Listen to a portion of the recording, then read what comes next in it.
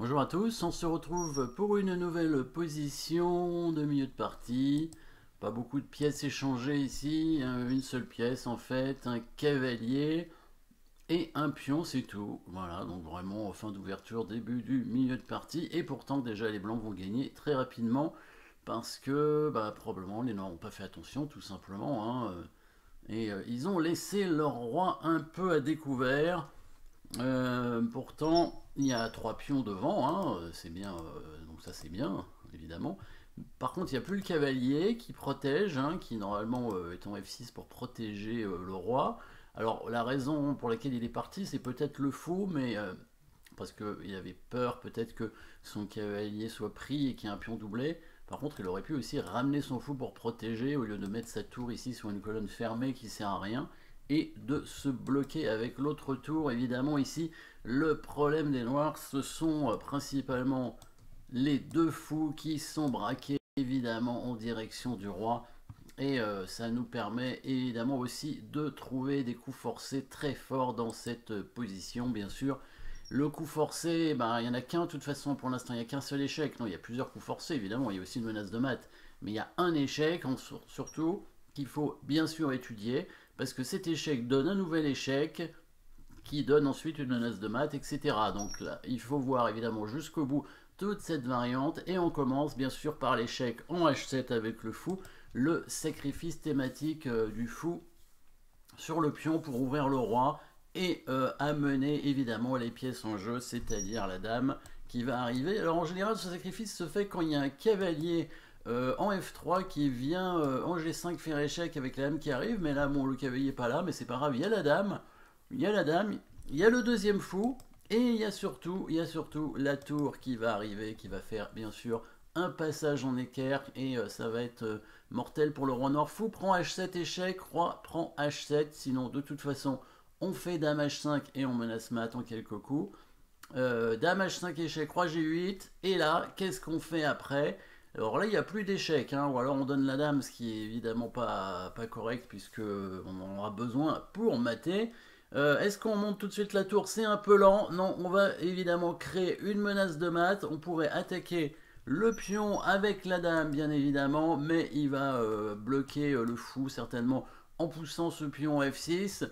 Par contre, menace de mat beaucoup plus tranchante avec le sacrifice évidemment du fou en G7, deuxième sacrifice de fou, donc deuxième destruction de la chaîne de pions devant le roi avec un fou.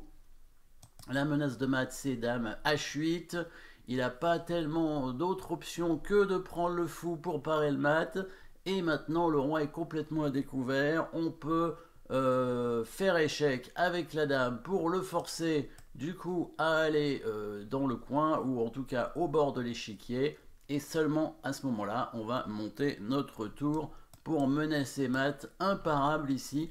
La tour arrive devant ses pions, et pas de pièces noires pour pouvoir défendre. Bon, il a un échec de consolation ici en prenant ce pion.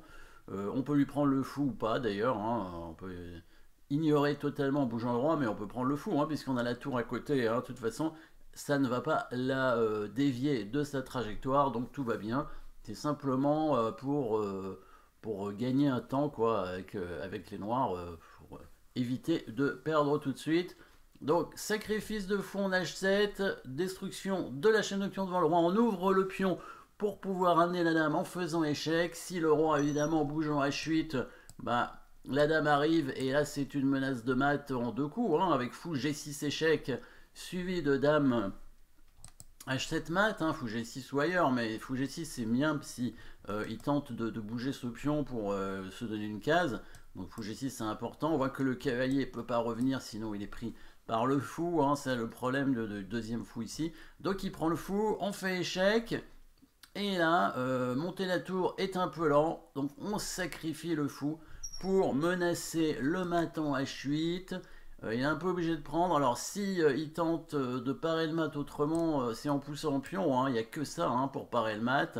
Là, on peut imaginer la dame quand même qui arrive en G6 pour créer une menace de mat, certainement. L'échec en H8 permet au roi de s'enfuir, donc c'est peut-être pas le meilleur coup. même si ça doit être gagnant aussi, mais je pense que Dame G6 est meilleur. La menace, c'est tout simplement de bouger le fou sur la diagonale et de faire mat, évidemment. On voit pas trop quelle pourrait être la défense des noirs. Bouger sa tour pour se donner une case de fuite en F8 peut-être.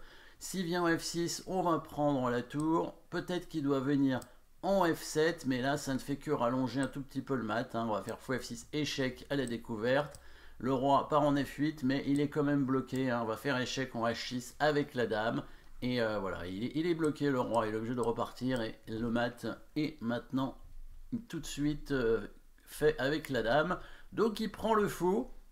Et ça, c'est le problème du blocage, avec la tour en E8 et la tour en F8 qui ne servent à rien. On ne voit pas pourquoi les noirs ont mis leur tour ici. Ça bloque le roi, tout simplement. Et puis, le roi n'était pas très bien protégé. Toutes les pièces noires étaient sur la dame, en particulier la dame, bien sûr, qui est de l'autre côté de l'échiquier, et donc qui ne sert à rien dans la défense.